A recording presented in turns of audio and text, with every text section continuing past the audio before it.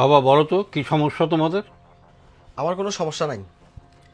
আপনার মেয়েকে জিজ্ঞাসা করেন কি সমস্যা। আমি তো ওর কাছে শুনতে আসিনি, আমি তোমার কাছে শুনতে আসছি। কি সমস্যা তোমাদের? আর ওর সঙ্গে তোমার মেলে না কেন? কি ঝামেলা তোমার বলো তো? মা, বাবা, আমার কাছ থেকে কিছু শুনতে হবে না। আর আমার কোনো ঝামেলা নেই। যা ঝামেলা করার ও করে, আর কেন ঝামেলা করে সেটা তোমরা ওর কাছ থেকে শোনো।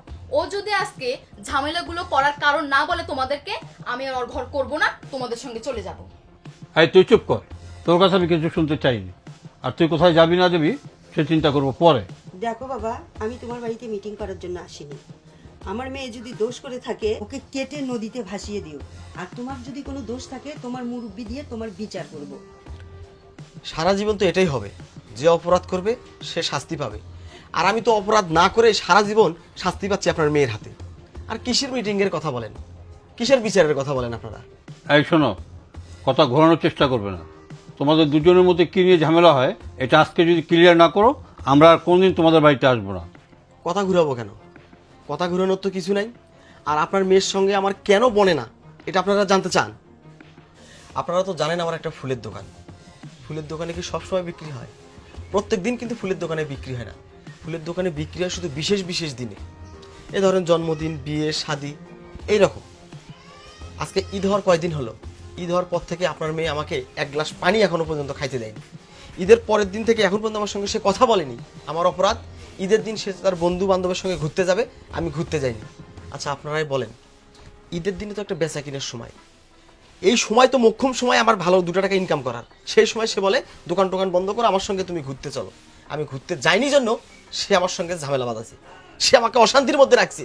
দেখেন আব্বা, মা, আমি তাকে অনেকবার বোঝানোর চেষ্টা করেছি, অনেকবার বুঝাইছি যে দেখো, আমরা আগে আমাদের সংসারের চাহিদাটা মিটাই, সংসারের অভাবটা দূর করি, তারপর আমরা আমাদের মনের চাহিদা মেটাবো। টাকা থাকলে যখন তখন আমরা ঘুরতে পারবো। কিন্তু না, আমি আপনার মেয়েকে কখনো এটা বোঝাতে পারিনি।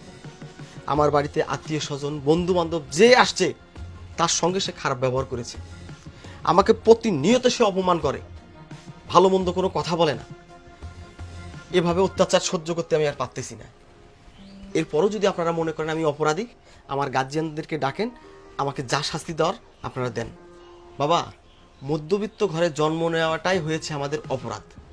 আমরা যদি বইয়ের কথা মতো চলি তাহলে হয়ে যায় বইয়ের গোলাম। আর যদি বইয়ের চাহিদা পূরণ করতে না পারি তাহলে আমরা হই কাপুরুষ।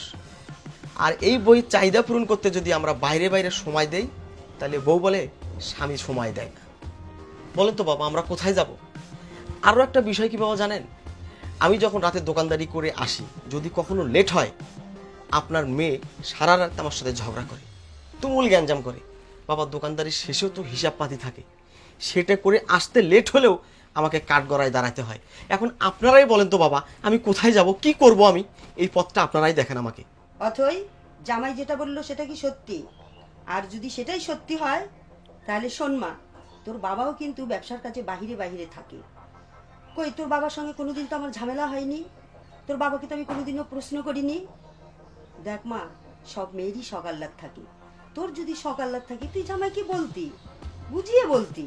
জীবনে চলতে গেলে প্রত্যেকটা মানুষেরই টাকার প্রয়োজন আছে। আর এই বয়সে যদি জামাই টাকা রোজগার না করে কোন বয়সে করবে, ভবিষ্যতে কি করবে? একদম তুই ঠিক করিসনি কাজটা। মা, আমি কি বুড়ি হয়ে গেছি? আমার কি সকাল্লাদ নাই? আমি তো ওকে রোজগার করতে বারণ করিনি, কিন্তু ও কি পারে না আমাকে একটা দিন সময় দিতে? মারে, জীবনে সংগ্রাম করে চলতে হয়। তোর বাবাকে দেখছিস না, তোর বাবা কত কষ্ট করে এই পর্যন্ত এসেছে। শোনো মাধবী, এদের মধ্যে কোনো ঝামেলা নেই, শুধুমাত্র মান অভিমান। ওদেরটা ওরাই বুঝবে। চলো আমরা চলে যাই। দাঁড়ান বাবা, মা আপনিও দাঁড়ান। তোমাকে 2টা কথা বলি। আমি জানি তুমি বুড়ি হয়ে যাওনি, তোমার বয়স কম। আচ্ছা, আমি কি তোমাকে ভালোবাসি না? আজকে বাবা মায়ের সামনে বলতে হয়। আমি যদি কোথাও একটা বাদাম খাইছি, তোমার জন্য বাদাম নিয়ে আসছি। কেউ যদি আমাকে একটা মিষ্টি খাওয়াইতে দিছে, আমি পরে তোমার জন্য একটা মিষ্টি নিয়ে আসছি। তোমাকে তো আমি ভালোবাসতে কম বাসিনি, ভালোবাসার কোনো অভাব রাখিনি। তুমি কেন বোঝো না? আগে ইনকামের সময়, এই সময় ইনকামের টাইম, ইনকাম হবে, পকেটে টাকা থাকবে, তখন আমি তোমাকে যেখানে সেখানে নিয়ে ঘুরতে পারবো। তোমার চাহিদা অনুযায়ী তোমার আমি সমস্ত চাহিদা পূরণ করতে পারবো। আমি যদি ইনকামে না করতে পারি, আমার পকেটে যদি টাকাই না থাকে, তাহলে আমি তোমাকে কোথায় ঘুরতে নিয়ে যাব? তোমার কোন চাহিদাটা পূরণ করব? যখন তোমার চাহিদা পূরণ করতে পারবো না, তখন তুমি আমাকে বলবে কাপুরুষ, আমি তোমায় কিছু দিতে পারি না। এই জন্য আগে ইনকাম করি, আগে অভাব দূর করি, তারপরে মনের চাহিদা মেটাবো। শোনো অথই, অভাব যখন দরজায় দাঁড়ায়, ভালোবাসা তখন জানালা দিয়ে পালায়। আমি তো তোমাকে অনেক ভালোবাসি, তাই আমার ভালোবাসাটা যেন ওই জানালা দিয়ে পালিয়ে না যায়, সেই জন্য আমি সবসময় পরিশ্রম করি। পরিশ্রম হচ্ছে উন্নতির চাবিকাঠি। যে যত বেশি পরিশ্রম করবে, সে তত বেশি উন্নতি করতে পারবে। আমি সবসময় চেষ্টা করি অভাব নামের ওই অভিশাপটা যেন আমার দরজায় এসে না দাঁড়ায়, আর আমার ভালোবাসার মানুষটা যেন জানালা দিয়ে পালিয়ে না যায়। পকেটে যদি টাকা থাকে, বিলাসিতার অনেক সুযোগ পাবো, অনেক সময় পাবো। আর পকেটে যদি টাকাই না থাকে, কিভাবে আমি আমার বিলাসিতা করব? কিভাবে আমি তোমার চাহিদা মেটাবো বলো? আমি বুঝতে পেরেছি।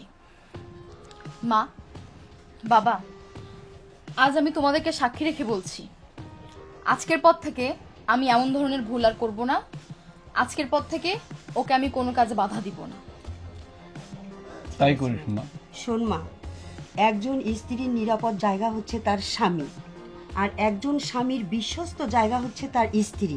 আর স্বামী স্ত্রীর সংসারে যদি বিশ্বাস না থাকে, সেই সংসারে কোনোদিনও উন্নতি হয় না। ঠিক আছে, তোরা ভালো থাক, তোদেরকে দোয়া করি। এই চলো। হ্যাঁ চলো। আরে দাঁড়ান মা, বাবা, আপনারা কোথায় যাচ্ছেন? বসেন, আমি বাজার থেকে 2টা দেশি মুরগি নিয়ে আসছি।